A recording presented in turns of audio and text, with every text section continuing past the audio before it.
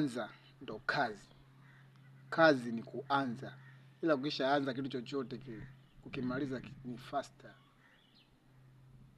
Kwenye maisha hutakiwi kuogopa kuanza. Wewe anza na chochote. Unaweza kuwa nalo kitu, unacho kitu moyoni wenzako hawana.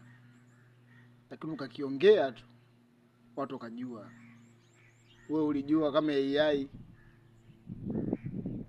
anatongozwa. Kuna jamaa yangu alimtongoza AI. Piga saundi ya AI mpaka AI akashangaa. Akaambia unajifunzia kwangu au unataka ndo kutongoza demo au nikupe mbinu? Jamaa akasema kumbe huyu ingiliki. Akasema mimi si ingiliki kivyo vyote. Kwanza mimi sio mtu wa kutongoza tongozwa. Mimi nakufundisha kutongoza. Mimi nawapa idea. Nawapa mawazo, nawapa idea. Ndio kazi zangu hizo. Sio mtu wa unanitongoza mimi. Jamaa akajua labda AI sio demo. Kumbe AI ni mroboti tu, umesetiwa tu hapo, umetulia zake. Ungiuliza kitu je nakujibu. Hata ungemuuliza kwa kilugha anakujibu. Muulize kwa kilugha anakujibu. Lakini jamaa alijua ameshapata, ameshawini.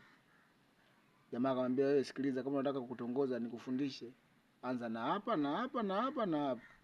Jamaa akajua kumbe kutongoza jamaa mpaka kutongoza anajua. AI anajua kila kitu.